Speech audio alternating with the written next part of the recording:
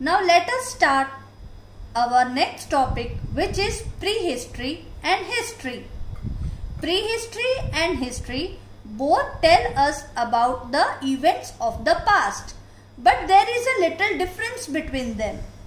Prehistory is referred as the period about which we do not get any information in writing, as the prehistoric people did not know to read and write, as the language did not develop in the prehistoric period.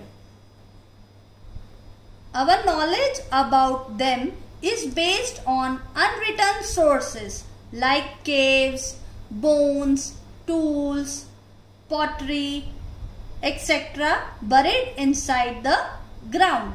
Buried means which are deep inside the ground. So here you can see some pictures of pots, paintings, coins, etc. which were the sources of prehistoric events.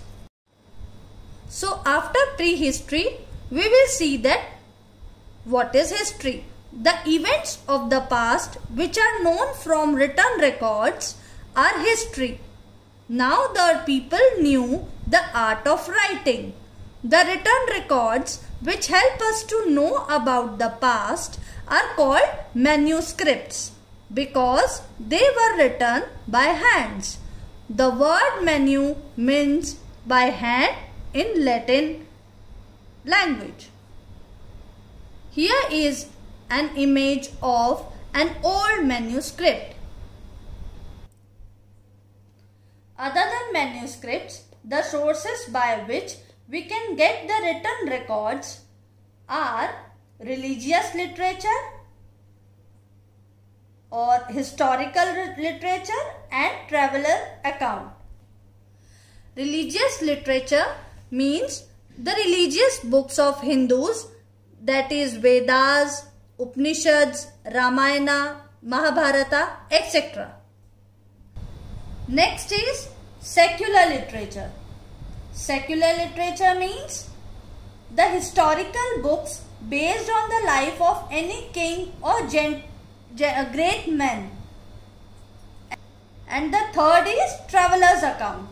Traveler's accounts are the book written by the writers based on the experiences of different travelers during the time.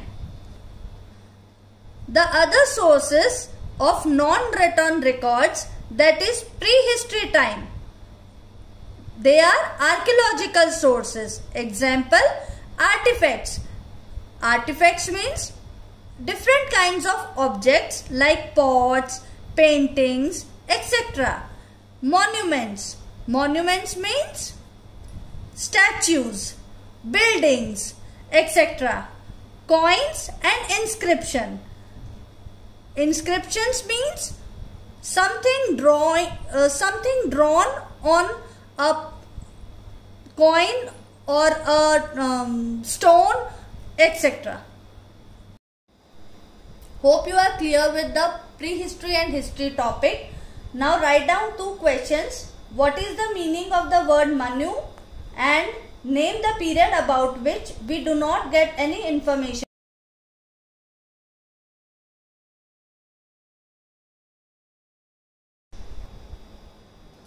So let us move to our new topic, geographical influence on history.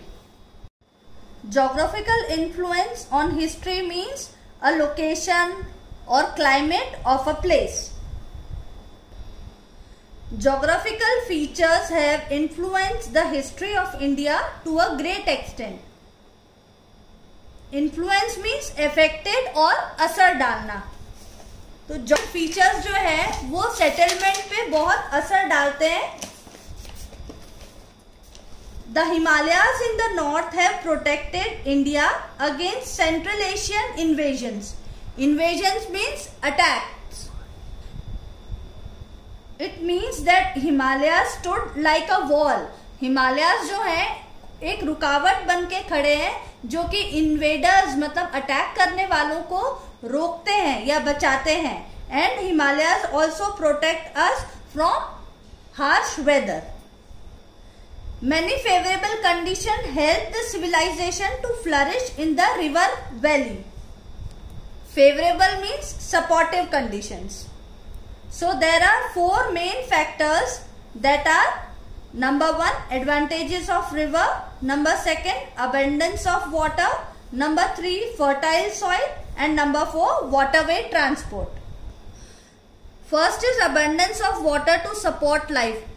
That means that we need water to support our life. We need water for everything, and if water is enough, then our life is easy. Second is fertile soil, which help crops to grow. Fertile soil, अगर soil fertile होगा तो crops होंगे और farming तभी possible होगी.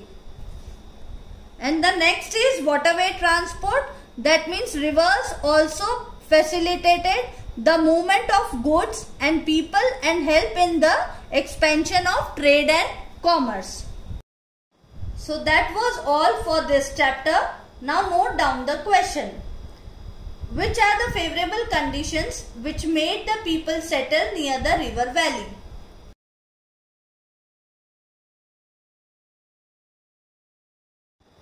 I hope you are clear with the chapter. Please watch the video carefully and repeatedly. Make a notebook and write all the questions and answers of the chapter which we are learning online. So students, stay home and stay safe.